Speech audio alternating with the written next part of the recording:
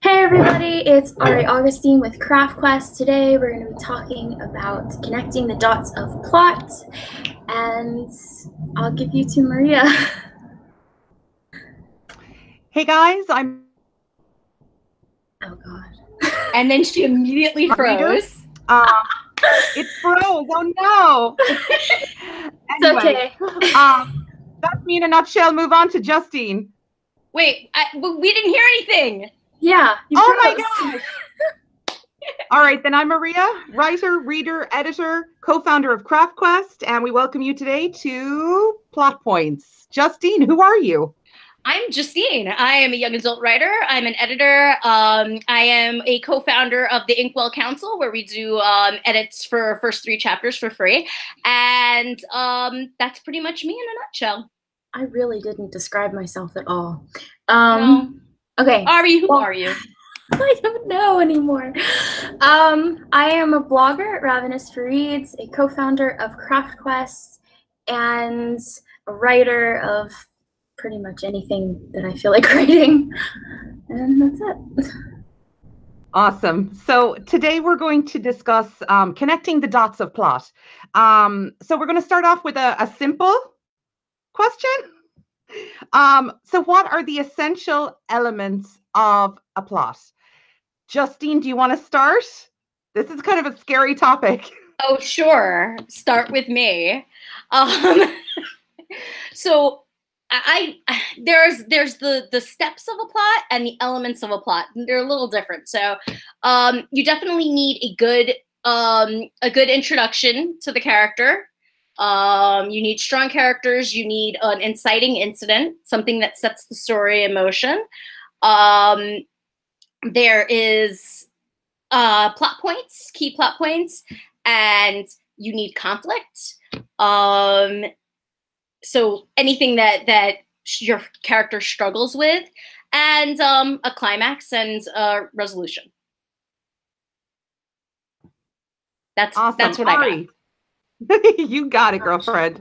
Ari, what about you? Ari, we can't hear you.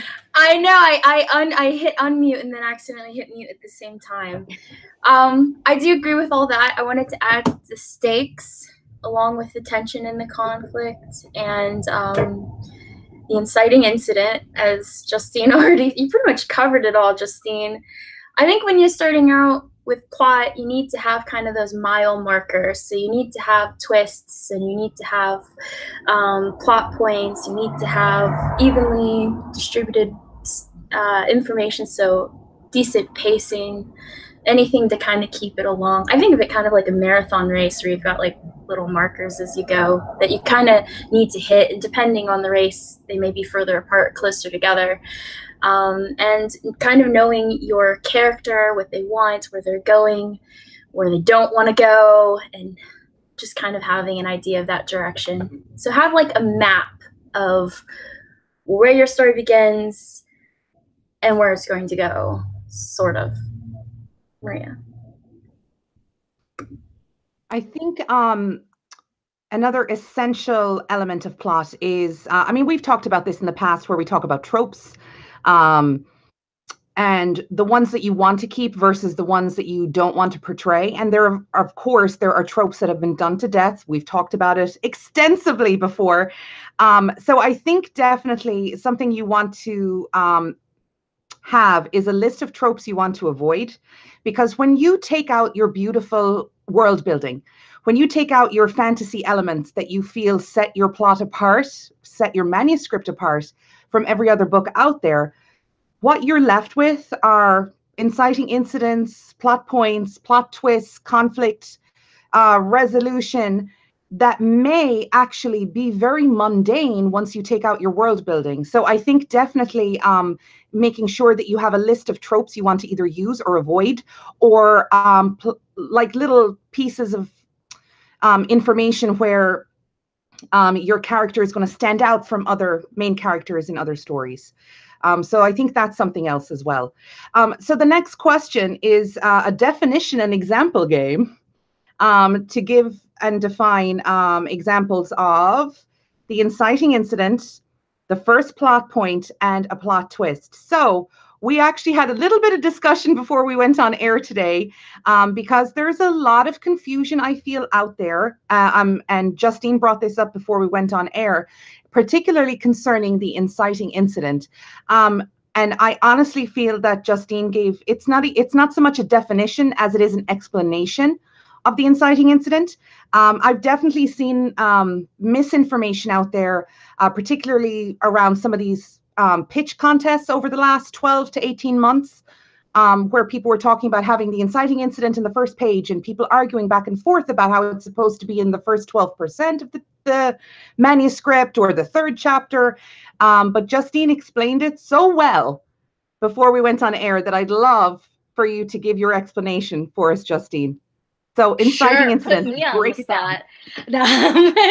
So my thoughts on the inciting incident is that people tend to assume that it is the part that where the character sets off on their journey. And I don't really think that's the way to do it. I think that you need lead up. You can't have the part where they set out at their journey right at the beginning.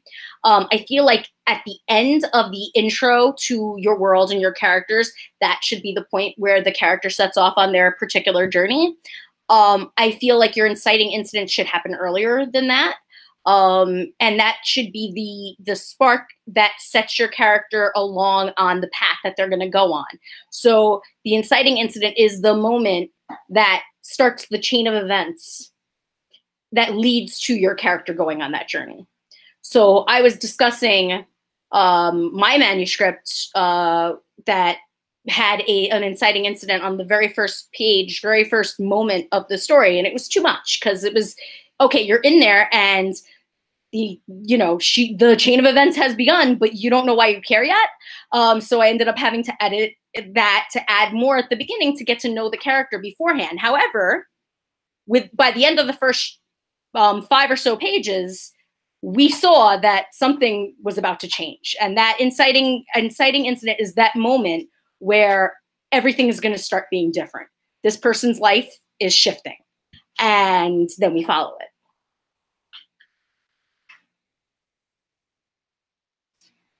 Perfect. And, something I guess that I took away from our discussion previous to going on air was not only that it's the lead up to it, but also, I guess, just to give an example for everyone, let's say your main character runs into a vampire in a back alley one Saturday night. So we would all see that as the inciting incident, that this is about to change her life.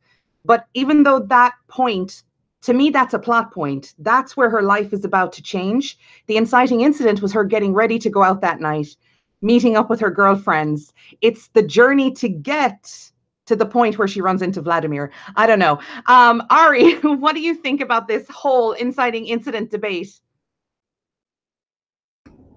Okay. So, oh gosh, I don't know what I think. I think that, I don't know, there are a lot of opinions out there of what it is, and it all comes down to kind of subjective in some areas. So I do agree with Justine that perhaps it's not the main, like that main kind of corner turning where the protagonist goes off on their journey. It could be something subtle, that kind of tips their compass in that direction without them officially setting off. I don't know. I feel weird about inciting incidents that happen on the first page. I did that before in one of the versions of Reika, and it felt like you were plunged into something without a lot of information, and then it was really difficult because I love, on some level, jumping into the middle of action, but when you're trying to feed that information in there and kind of stabilize it, it just kind of feels out of whack. I don't know if any of you play video games, but it's like if you try to get your character to jump up on a wall and they kind of go like that. That's how I feel sometimes when thrown into, a story that starts out with that inciting incident. There's a lot of disorientation, like just confusion, and I feel like you have to work twice as hard to kind of mesh everything together, and it still might not feel like it's cohesive, like it's working well. For me, that was the case, but someone else, they could write inciting incident on the first page. It's beautiful, it's balanced. They're like, you know, it's magical. I don't understand how it happened. But I do think that it's how pronounced the inciting incident is can vary, and that it shouldn't be seen as this explosive event that takes place that kicks everything off necessarily. It could be something quieter, subtle, or even just like a decision that's made. Now that I think about it, it's like fate. When you make a decision and then it seems like such a small thing, and then everything kind of falls suit in a natural order. So I agree with you, Justine. You've turned my opinion. Okay, so wait, before we continue, I think it's necessary to say that all of this stuff doesn't always come naturally to you when you're first writing. And I know for me, at least, when I write a story, and I am an outliner, so go fig what this means, right? I sit down and I tell a story, and I don't care about all that other stuff. All this structure stuff doesn't occur to me until edits later. The initial idea is for me to get out the story, and if I feel like the story is coming out organically, I usually don't have to think about this stuff in the terms that we're thinking about it. It's just telling a linear story. However, when you break it down into these little parts, sometimes that can be frightening, which is why I'm sort of pointing this out. A lot of times we do this naturally when we tell a story. And then the work that you do in edits is to make sure that those things come through clearer and that things are, that the balance is there.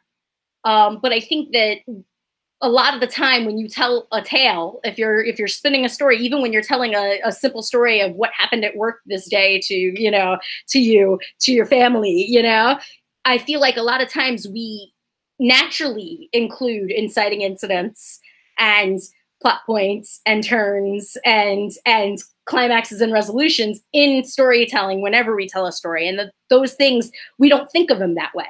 And so the idea is that when you're structuring a story, if you're telling a good story, those things will be there. They may be super subtle. They may be in odd places, and we need to move it around and make it flow better. But a lot of times those basic points will already be there without us even making the effort, or without us even realizing.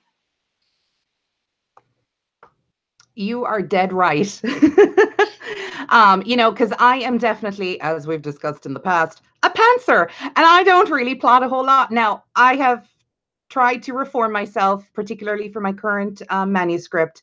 So I'm plotty plancy right now. I don't even know if that's a thing. But you're a plantser. A plantser. Okay, yay, I learned a thing. Awesome. I liked plotty planter. I don't know why. Plotty planter, a plancy plotter. So for me, like Justine said, there was a time when I wasn't up on craft. I mean, I've been writing now for, we're going on 18 years. And it really wasn't until the last 2.5 to 3 years that I started to understand craft and started to understand what these things were. So I was basically, literally by the seat of my pants for about 15 years. And all of these things I had all of these things in all of those manuscripts that came before that knowledge. So it is something that we do naturally. So the next point is a plot point. So I think we need to define what these are. For me personally, they are moments where the story is propelled forward. There are things that happen where the main character has no choice but to make a decision, to make a choice. And generally it's the choice to go on and fight the dragon, as opposed to, I'll just go back to the village and chill and they'll ignore me. Otherwise we wouldn't have a book. So for me, that's what a plot point is. Justine. First, I want to apologize for the fact that I'm literally a sun spark here. My lighting is very odd. Yeah, so that's pretty much my idea of it too. It's the significant parts, the parts that, the moments that you have in a story where, like you said, choices are made or things change drastically and set the hero on a different path. I have I'm currently writing a story, and I'll give you sort of like bare bones-ish idea of it, but there's 2 characters who are friends and one goes missing. And you would think that the whole situation is her finding the friend, but that's actually the first plot point, is when she's found the friend, then what the friend has gotten themselves into becomes the issue, rather than, and that moment is when she finds him. Now she's sort of entrenched in his issue, and trying to help him. And so that changes the direction of her story. It's still the same story, but it's now become something else, and has changed direction somewhat. And that, I think, when you're working on a plot point, it should be a moment where the plot continues, but is sort of rejuvenated and set off in a new area or a new direction. Whether it's the character that's changed or the story that somehow shifted, setting, anything like that. You know, it should be, you know, a moment that changes the direction. I don't know if I'm making sense. I think I'm rambling now.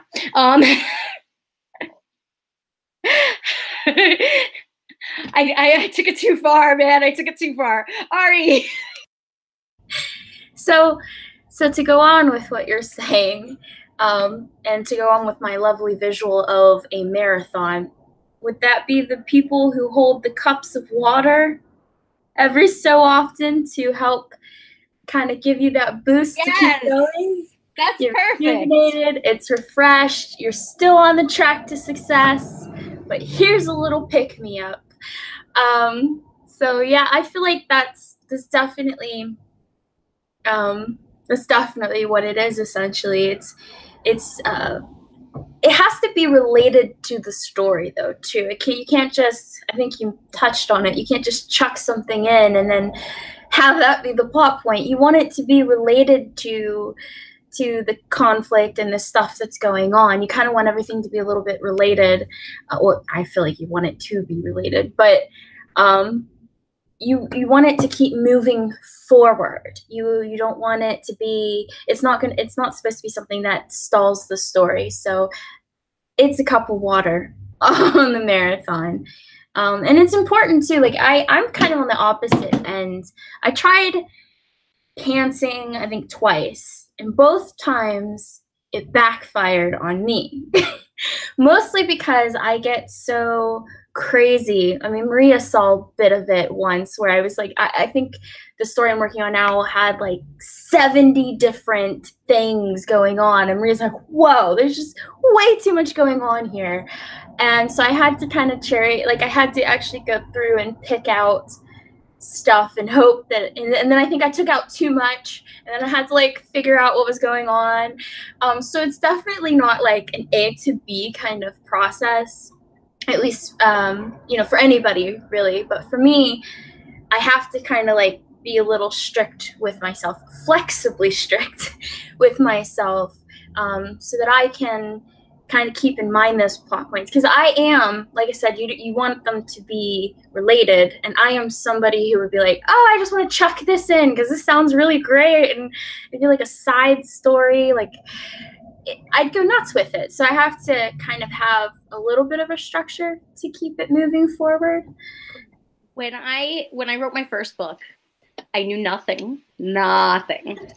And everything I knew was like episodic TV. Everything I knew about writing was like, I would watch so much television and read books, but mostly the television seemed to inform my stories. So I had like 23 plots for the 23, 22, 24 plots in my story for like episodes. And oh my God, it was pretty, I mean, it's bad. It was like bad. But like what I learned is that you should have a plot, a major plot, and then a subplot. You can have subplots for your minor characters, but they all have to branch back into the main plot. Just because if they don't in some way play into the main plot, then you end up having, plot paint splash everywhere, which is what I did with. So I feel you. Plot bunnies. I had a lot of plot bunnies. I keep them in a folder now because I mean maybe I want to explore that world further and I can touch on one of those other areas, which I think would be a good idea for anyone who has a lot of plot bunnies, is to keep them and then kind of explore those corners of the world, or maybe, you know, write a story about that, because it can still be significant to that story in a distant sense, but in a completely other story. I feel so much better because I think at one point I had so many plots competing. I felt like I was in a mob and I was being mobbed by my own characters, by like everything was going on. I think one day I had to like shut the computer down because I'm like, this is way too much happening and I feel kind of overwhelmed. And usually, like with Maria, it's if she doesn't seem as excited about a point, I feel like I take that as a hint. Like maybe this means that this point can kind of die off silently and no one will notice its skeleton over there. So I agree. Like I think having a main plot and a subplot is definitely a good way, but they should all be related. Otherwise, you'll be like me, and it's like a circus of just scary-looking plot bunnies running around. It's like that game Rabbids. Have you guys ever played Rabbids? Yes. It's like that. Your ideas will start to turn on you. It will turn on you. It's like it will turn on you and become some sort of twisted Children of the Corn for writers. And so one thing that you said that I just want to piggyback off of is when I've talked about this, I think in a past episode at one point, it's the dump doc. And in dump docs are your friends, man. Keep a document, that line you like that you had to cut, pop it in there. That, you know, that plot bunny you had for the story that you didn't get to pursue, pop that in there too. Just have like a side document where everything you cut lives, and then you can go back to that later. And even if you don't, you find odd things will happen that you will end up putting A and B together and making C like a brand new story, without, sometimes not even in the same world. I've had that happen a couple of times. One time I had a story where I wanted to write about, and I haven't finished this one, so I feel like it's weird to go into it. I wanted to write about a divorcee who was learning about her life, how to live on her own again. And then I had this story about a joke that someone had made to me that I wanted to pursue about if your favorite, because I'm such a geek, by the way, could you imagine if your favorite television star was talking in your ear? Or your favorite television character, rather, was talking in your ear all the time, telling you what to do.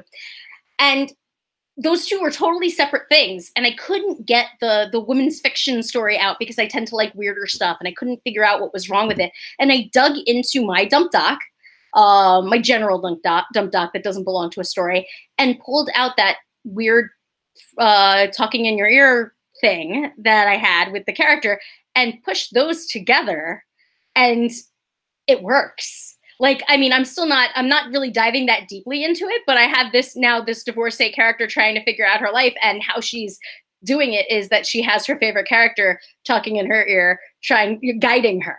And that's become the story, which is weird how you can sort of like put them together like Lego blocks and find a way to tell something new.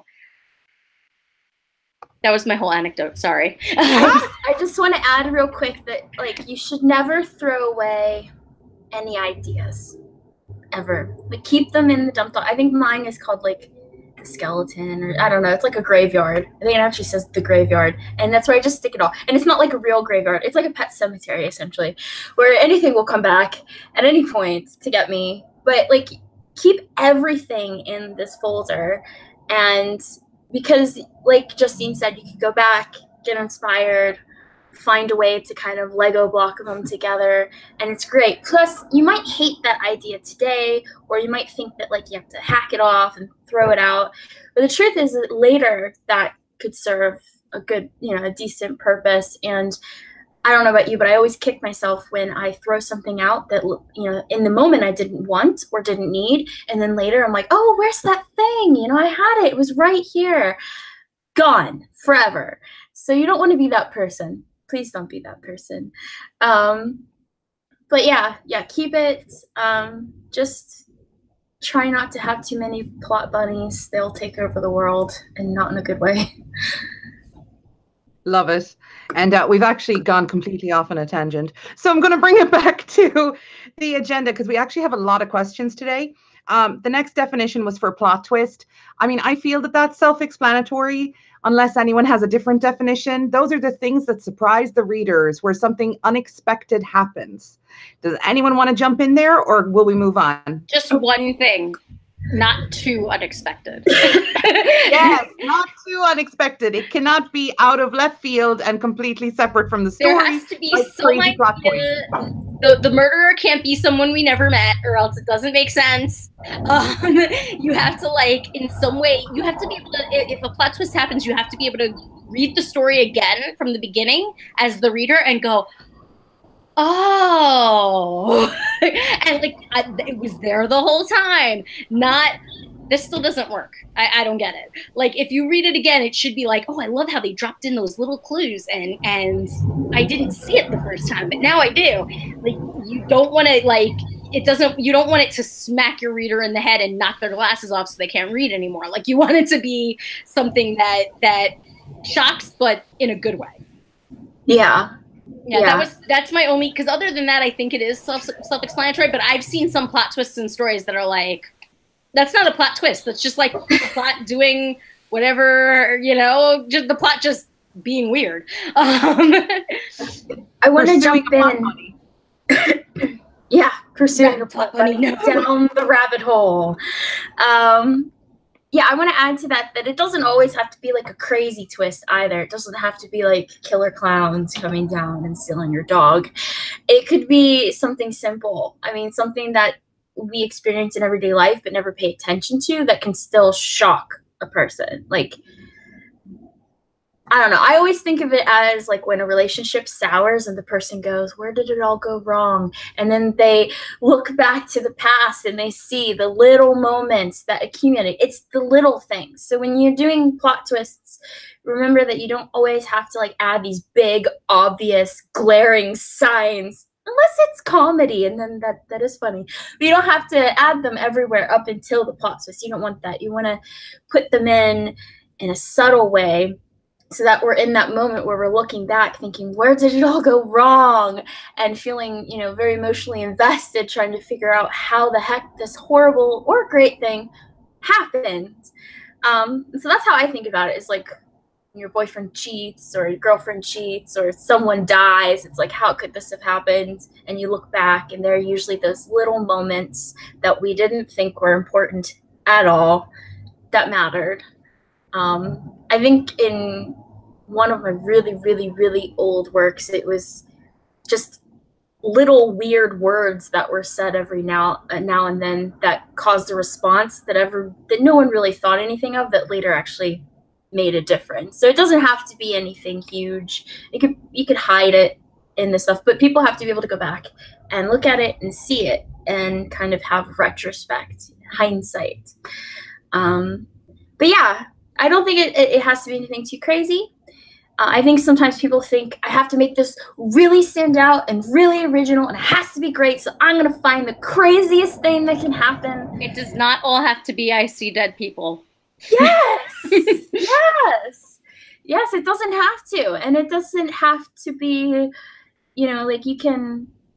I was watching a video about tropes. Let's touch on the tropes. There's a point to this, and the whole twist about the good guy really kind of being the bad guy, the Luke, I am your father. And they were talking about how there's Full Metal Alchemist Brotherhood. I don't know if you guys watch any of that, but how they actually did that twist well, because the hero really had become a villain in his own way. I mean, there was like actual things that were done in the past. You could go back and look and see that things were done that kind of made this person into not the greatest person that you probably expected them to be, or that people believed them to be.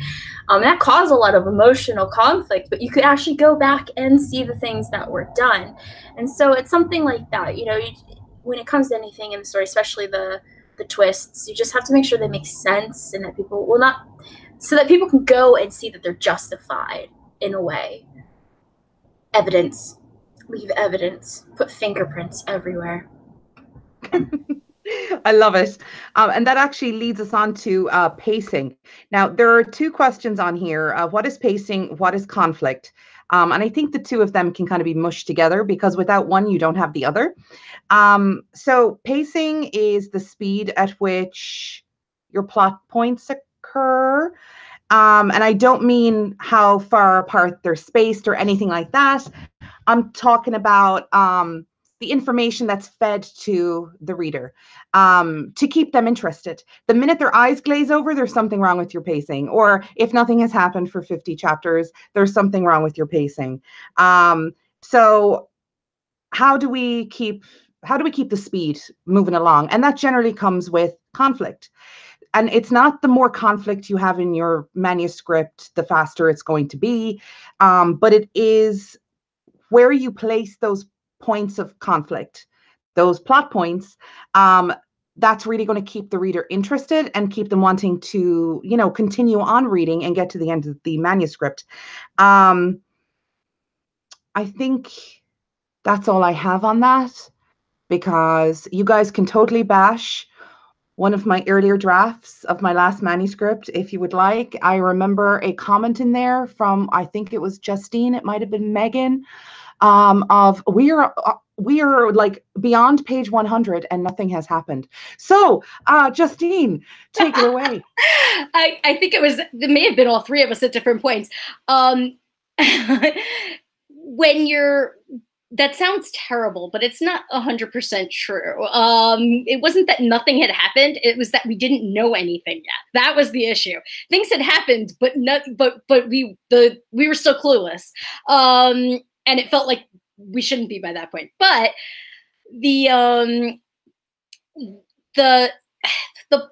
pacing, I think the best way to make sure that your pacing stays on point is that you want to make sure that in every chapter something happens, which sounds really obvious, but you don't want to go through and not, like, there are people who write stories where, and I'm sure I've done it in some of my earlier drafts, and I think I still do, where you get carried away with your characters and you have them interact and nothing has happened really. They just are talking or, you know, doing things together, and it doesn't move the story forward in any way. And those are the things you have to look for. Every chapter, every scene should feed the story. And if it doesn't in one way or another, then you are not advancing the plot. You're not pacing correctly. So when long periods of time go by where we have been introduced to a group of people, and that group of people are eating together, and we're learning all about the world building behind the way that they all eat together and different types of people and different in this world, but nobody's talking through dinner, and so nothing's happening really. We're really just world building dump and we're not actually doing anything. Now, if two characters get into an argument during this dinner, and that argument tells us a lot about who those characters are, even if nothing comes of it later, but we get a peek at who those of functional things about those characters, then you have advanced the plot. Now we're doing something. So you always want to make sure that every scene in some way feeds the story. And that will keep your pacing going. Their pacing should be faster during fight scenes, when you have a action scene or, you know, something, there's peril, short, quick sentences, move the story along. Let it, you know, don't spend time describing the scenery, because right now, you know, describe the action that's happening. Ignore the scenery at the moment. But when you've come down from a scene like that and things are not perilous at the moment, take your time, describe. That slows down the pace, that helps people recover from the last crazy thing that happened. You need fits and starts, or else your story gets either too quick and you feel like, oh my God, oh my God, oh my God, which sounds like it's a good thing, but sometimes really isn't. It can be really overwhelming. And you also need those times to sort of come down off of, because if everything's peril all the time, then no story is actually happening. You're just having repeated episodic string of peril. And the other thing that I've thought of as far as the other thing that's important is conflict. And there is always a main conflict in the story, but there's also side conflicts. And so there's a external conflict that this, you know, the character has to resolve.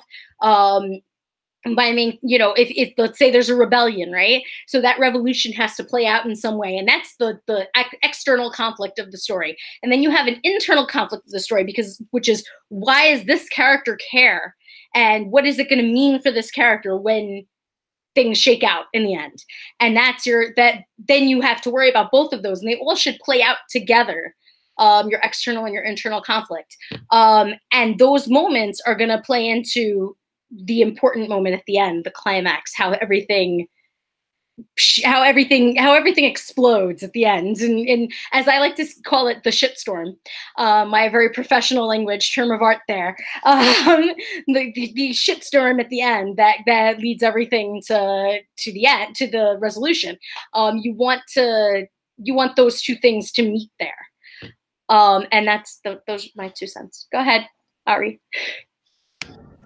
I like your 2 cents. It's that I could go on forever and never stop talking. That's the problem.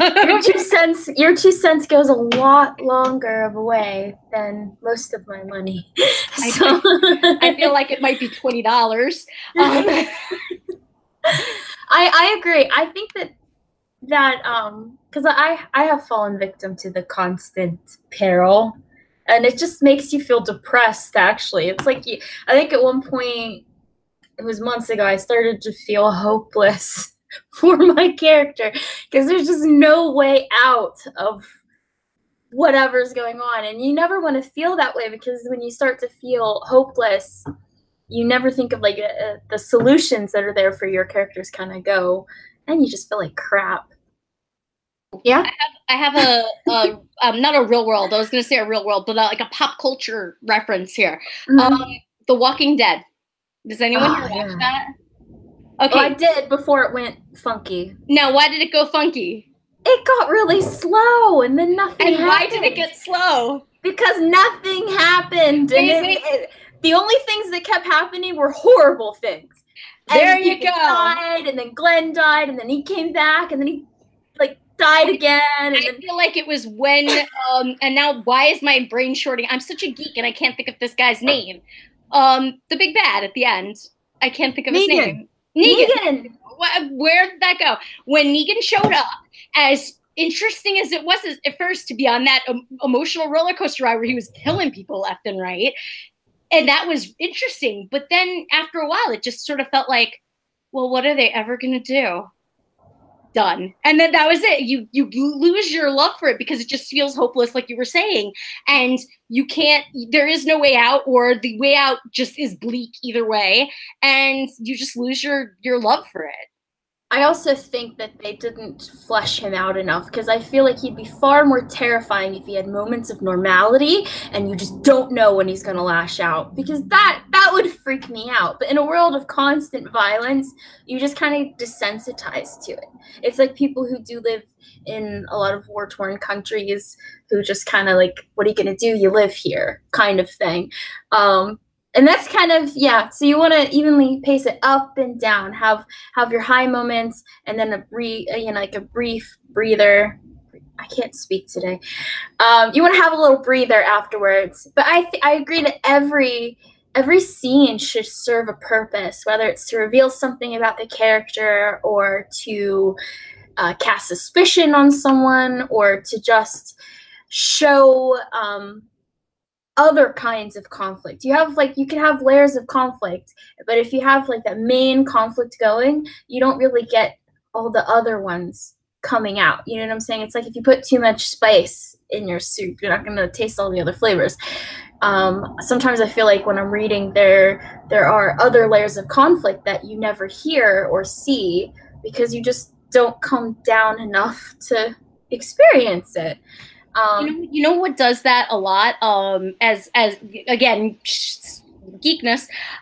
Comic books have that, suffer from that, where because they're little episodic chunks, a lot of times you get just bad situation after bad situation, and there's a trend lately that's been going out through like online groups where people are like, well, but how did this person feel after they died and came back? Like, were they traumatized? Like, what happened to them? Because these people want a real story, and what they're getting is, oh, and then they came back from the dead, and then they plotted this one's death.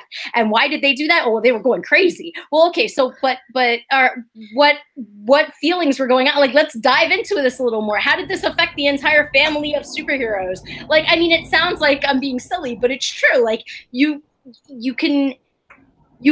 end up with so much of the bang bang boom boom kind of storyline that the character, the thing that people care about more, doesn't get through. Like you said, with the seasoning, the flavors don't come that make the flavors that would make it good don't come through. Unless you like ease down on one a little bit. That's why I think coming down from high conflict every now and then would kind of let that shine through. You could have some people put 2 scenes in each chapter. I mean, I do that occasionally. Some people don't. You can have a chapter where crazy stuff happens, and then like a reflection period afterwards. They have to process, they have to reflect. They're human beings. They have to go through that human experience. And so we're going to keep going on and on forever, but coming down, giving people the opportunity to see that character in other settings. It's great that that if in a traffic jam, they're going to fly off the handle in a blinding rage, but then later you might show them having patience in a different situation. You want to show the conflicting sides of that person and their internal process, and you can't really get that if you're constantly throwing them in the world of Walking Dead and constant terror and fear and just, I'm done. Stop me now. Awesome. All right. So we do only have 15 minutes left, and I have a lot of questions left. So I'm going to pick and choose, and maybe we'll do some little 5-minute videos in the coming weeks or something to get all of these questions answered. So as I'm looking at this, there are 2 that stand out. What are stakes, and what is it to be a passive versus an active character? So I'll start off with the stakes, which I'm very passionate about. So I see a lot on social media about how somebody's manuscript is different and is totally new and it's fresh. First of all, nothing is totally new because it's probably all been done before. And what is meant by, and a lot of people then will say, no, it's not, because my fairy fantasy world has goats in it. I don't know. So here's the deal. Stakes are the thing that makes your manuscript stand out. So boil it all down to its bones. Take away your world building. Take away the fantasy elements that you've added to make it different.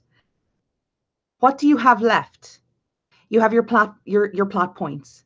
You have the actual stakes. And here, like, this is what it is. Boy meets girl. Boy doesn't like girl. He's mean. Girl is actually in love with boy anyway. So when you boil it down to its bare bones, this is what you have left. You have the skeleton of your story. And it probably, 9 times out of 10 when you do this, and it hurts to do this, you have something that everyone has done before. unfortunately. So when we talk about stakes, we're talking about not only that external conflict that drives the plot forward for our main character, but you also have to look and see how you can twist it to create something fresh. I don't know. Girl meets boy, boy is gay, girl's in love with him anyway. I don't know, so you have to really look at it from a different point of view. You have to look at the stakes and see if they're fresh, because you can add all the world building you want. You can add all of the zombie goat riders that you feel no one has done before, all you want. But when we talk about what's been done before, it's stakes. That's what people are talking about. That's what the industry is talking about. So that's stakes. And when we talk about passive versus active character, a passive character is a character that reacts to things happening to them, as opposed to creates the conflict themselves. They head into it like head first. They attack it. They are making the plot happen as opposed to reacting to the plot, if that makes sense. And I know those are two very different things that we're kind of talking about, but when you have an active character, they're the ones that are driving the stakes. So they do kind of mesh together when you look at it. And I think I've probably confused more people than have actually helped. So I apologize for that. Justine, can you shed any light on my nonsense? I would say that the stakes, just to be clear as to what exactly the stakes are, is the stakes are what the character stands to lose or gain from the story. If your character, and this is something you need to have in your query letter, you need to have in your pitches when you do them. Maria tore up into itty bitty pieces my query letter for a story because I didn't speak enough about stakes, and changed the entire thing in the best possible way. Don't get me wrong, it's great. It is, because I wasn't thinking along, I was thinking this cool plot thing, and not as far as what my characters gained or lost from, if things went wrong for them, if they weren't able to accomplish what they wanted to do. And that is where the stakes drive the story. Is it doesn't matter if, like I was talking about that rebellion story earlier. Does it matter if the character wins the rebellion if she still it has nothing to eat at the end of the day? It really doesn't. She's still poor. She doesn't, it's it's what she can gain and how she can gain it, and what she stands to lose from it. If she'll lose her freedom because she's fighting, that's an important thing. Like, you need to make sure that you draw focus to those risks, because that's what makes the story interesting, is that they're willing to risk these things despite that for a certain reason, the other thing, the idea of, and now I'm blanking, hold on. There was another thing that we were talking about. Passive versus active. Yes. Passive versus active. It's weird because some stories do a passive protagonist in an interesting way. One that I think of is The Hunger Games, which I feel like shit just happened to Katniss. Katniss wasn't, and I mean, she managed it well and she handled it. And that was what made her a compelling character, was that when things were happening to her, her adjustments went above and beyond. Her way of handling that went above and beyond, that made her endearing. But a lot of stuff was just that, she was just being controlled by everyone. And that was actually the point of the story, was that just everything about her was being pushed towards a certain story that they were trying to create, which on all sides, which I think was compelling because of the fact that it was the story they were telling. Like, she was passive, and that was the point. The point was that she was a pawn. A lot of stories, though, if you do not want your character coming off as a pawn to all the people around them, you don't want a passive character, because then your character is boring. Woe is me. Stuff happens to me. This is, I'm just surviving. You want your character to get pissed off at the fact that she's just surviving and go, no, you know what? I'm gonna take the fight to them. And that brings the interest. That's where your character, he or she gets endearing, and people want to follow them because they're behind them banging the drums of war as they go in. And like you want that kind of draw that comes from an active character who's going to change their lives because they say it and on their terms. And one of the problems I had with that divorcee story that I was telling you about was that she was a doormat. And the fact that she was a doormat just made her so hard to relate to. For me, I mean, maybe other people can relate to her. I just felt like, oh my God, I hate this character as I was writing her, which meant that things needed to change and I needed to find a way to make her sort of in charge of things. Even if she was going to be sort of more vulnerable than most of my characters usually are, or, I couldn't have her literally moved around the board because I stopped caring, and so would you. So yeah, those are my takes on those two terms. We talked about stakes first, right? Okay. So stakes, I trying to think of what everybody else just said. So stakes are kind of I agree with Justine. It's what does that person stand to gain or lose, which is essentially what Maria was getting at too. It's whatever you want to make it as personal to the character as possible. And sometimes it's what they have to lose externally, but also what they have to lose internally. So you may not have just one stake for a person, you may have the other. Maria had the honor of tearing my cray letter into ribbons, and all I kept getting was, what the hell are the stakes? Because it's like, oh, they're this and that, and things are pretty and they're great, and she's like, just shut up and tell me the stakes. 3 days of hell. It was like the third Maria's level. Good. Maria's so good at making you want to cry, but also pushing you forward to get it done, and getting you to really think about, like, get through the clutter in your brain to the heart of the story, because it's in there. You just have to stop making it about everything and just kind of like focus on what it's really about. And so stakes could be, someone stands to lose connection to their family. It could be something related to the fear of like if someone was abandoned, their fear might be to get close to someone. So maybe a stake could be that they stand to gain friendships, but then they could lose those friendships. It could be something that simple. It could be something horrible like death, although you don't want like that to be the only stake, I feel like, because that's boring. We can all die at any moment. So I mean, but well, aren't you Miss Sunshine? You're all gonna die anyway. So I just mean that if I feel like it has to be meaningful to the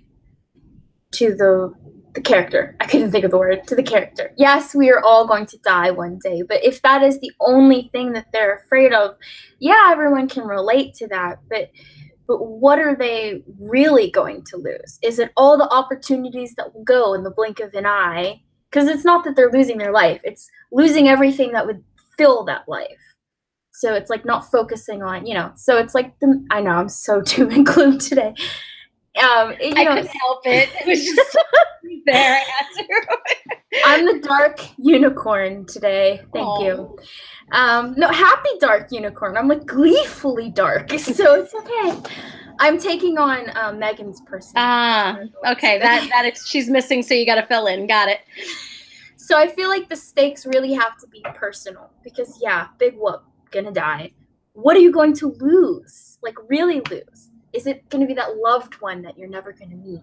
Or, is it what you're going to leave behind? So you have to really make it personal. And I think that you have to have both what someone's going to gain and they're going to lose to kind of balance it out. Otherwise, it's like The Walking Dead, as we mentioned, where it's like, oh, I have nothing to lose, except you've nothing really to gain either if you've nothing to begin with.